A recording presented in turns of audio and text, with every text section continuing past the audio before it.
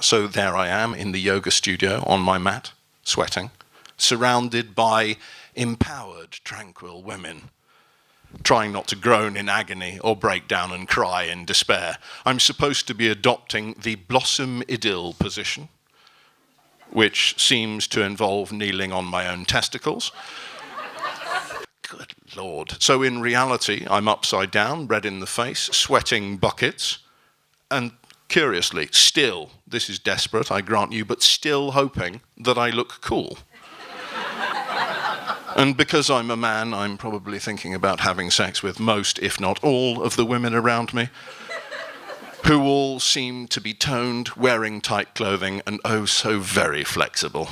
Fabulous. But you are supposed to divest yourself of the outer claddings that we wear every day.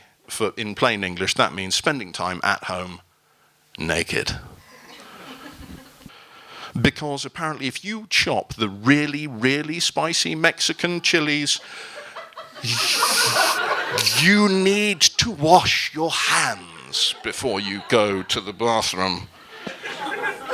Things start to itch. I love the fact that all the women are laughing here. Male genital pain, ha-ha!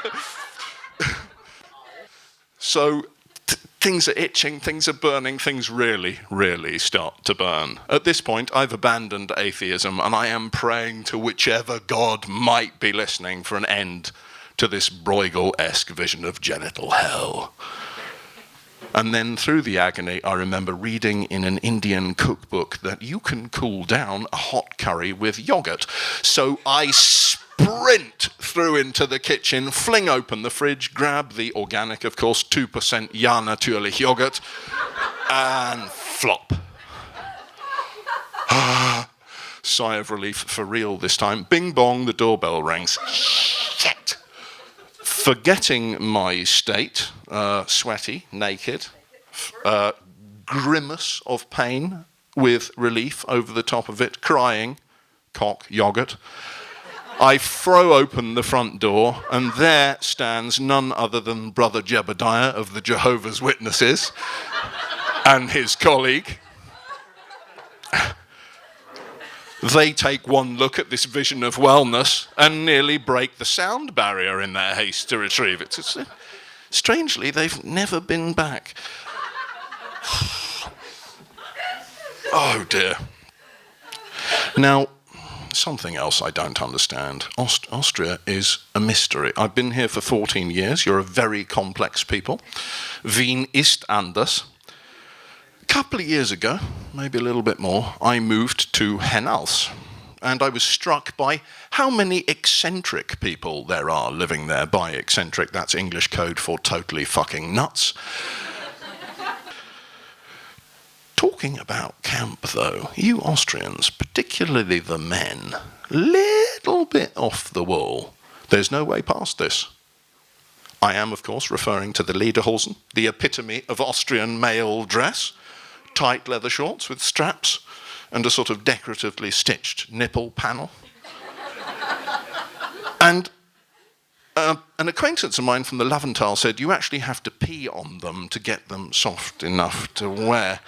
There's no excuse for this sort of deviant behaviour. What is the matter with you? You should just own up to it in a sort of Hugh Grant caught with a prostitute kind of way. I wear the lederhosen because I like the way it rubs against my equipment, yes? Good Lord. Having said that, you are saved from looking like total idiots by, in this, as indeed in so much of life, by your women. The dirndl, oh yes. Oh, these, yeah, you noticed, yes, these are my breasts. That's right. As if that much cleavage just happened by accident. And this guy says to me, the second he finds out that I'm English, oh, England, ik kocht zeer scheiße da oben, gell? Lovely to meet you, thank you very much. And this is a man holding in this hand something called a eitriger. Now, I am no celebrity chef, I'm no gastronomic expert. I'm pretty sure that naming food after fluids commonly associated with disease Not a good sign. Or the Leberkäse semmel, a delicacy.